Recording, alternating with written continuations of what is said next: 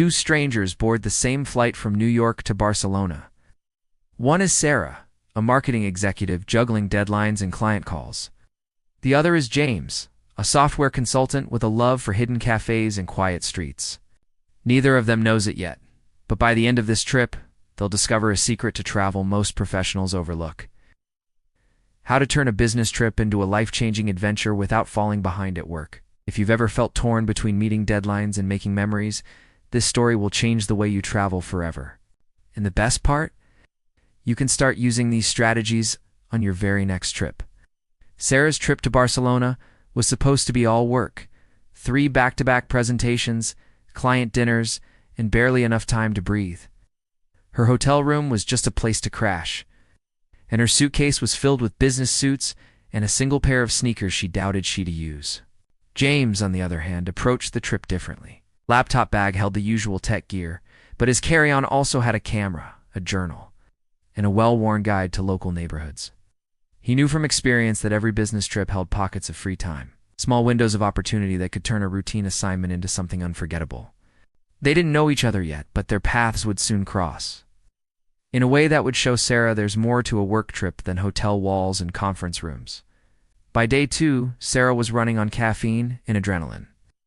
Her mornings started in dimly lit conference halls, and her nights ended with late client dinners that blurred into each other. The only view she'd had of Barcelona was through the tinted windows of a taxi. When she finally got a 90-minute break between meetings, she pulled out her phone, searching for something, anything worth seeing nearby, but the options felt overwhelming. She didn't know where to start, and the thought of navigating unfamiliar streets alone made her hesitate. So she ordered a coffee in the hotel lobby and scrolled through emails instead. That's when she noticed James a few tables away, laughing with a local shop owner as he showed her photos of colorful market stalls and narrow sunlit alleys. His energy was the opposite of hers. He looked alive, while she felt drained. And in that moment, Sarah realized she was letting one of the most beautiful cities in the world slip through her fingers. James noticed Sarah glancing over, her shoulders heavy with fatigue, waved her over with an easy smile, the kind that breaks through exhaustion. "You here for the conference too?" he asked. She nodded, and before she could explain her back-to-back schedule, James leaned in like he was sharing a secret. "You've got 90 minutes, right? That's enough to see something unforgettable?"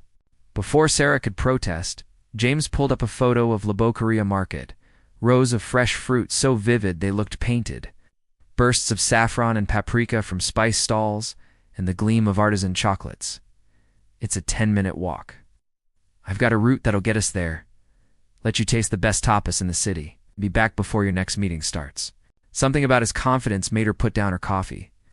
She realized she didn't need a whole day off to experience Barcelona, just a willingness to step outside the hotel doors. And in that moment, Sarah made her first conscious choice to blend business with leisure.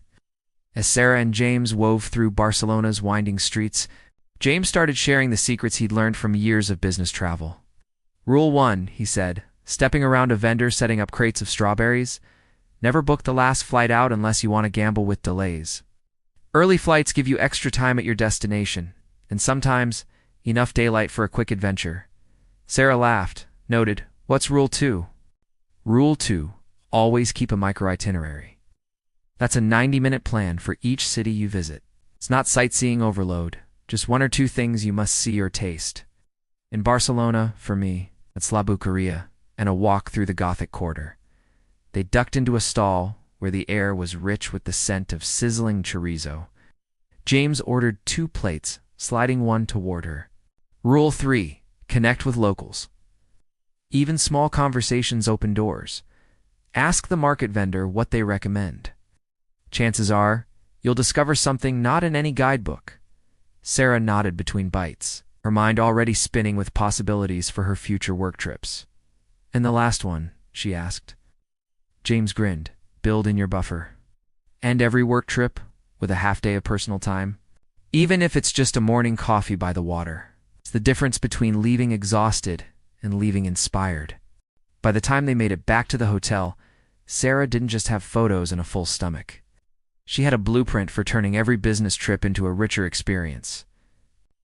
2 months later, Sarah found herself stepping off a plane in Tokyo, not with the usual sigh of exhaustion, but with a spark in her eyes. She had taken James's advice to heart. Her micro-itinerary for Tokyo was simple. Tsukiji, outer market for fresh sushi. Then a quiet stroll through Hamarikyu Gardens before her client meeting. Instead of rushing from airport to hotel, she paused at a street-side cafe near Shimbashi Station, sipping matcha and watching the swirl of commuters in suits. She remembered James's connect with locals rule and struck up a conversation with the barista, who tipped her off to a hidden ramen spot just 2 blocks away. By the time she walked into her business meeting, she wasn't jet-lagged. She was energized. She had a story to share, a new connection, and a genuine sense of place. Sarah realized then that Bleisure wasn't about adding more to your plate. It was about savoring the plate you already had. And for the first time in years, travel didn't feel like a grind. It felt like living. Back home, Sarah found herself scrolling through her camera roll one evening. Instead of blurry hotel room shots and airport gates, it was full of vibrant markets, serene gardens, and moments of laughter with people she'd just met. She told me, "I used to think business travel was about endurance. Now I see it's about enrichment." Her productivity improved, not just because she was rested, but because she was inspired. Her colleagues noticed the change. Clients felt it too, and the best part? She didn't have to sacrifice her career to enjoy her life on the road. Sarah's journey proves that when you blend work and leisure with intention, you don't just change your travel, you change yourself. And that, to me, is the true power of Bleisure. If Sarah's story resonated with you, remember Bleisure travel isn't just for the lucky few. It's a choice you can make on your next trip. Start small. Explore a nearby neighborhood after work, or add just 1 extra day to recharge and connect with a new culture. If you're ready to make every business trip unforgettable, download my free guide, The Ultimate Bleisure Travel Guide. It's packed with easy, practical strategies to help you master work, travel, and life on the go. The link's in the description. Your next adventure starts now.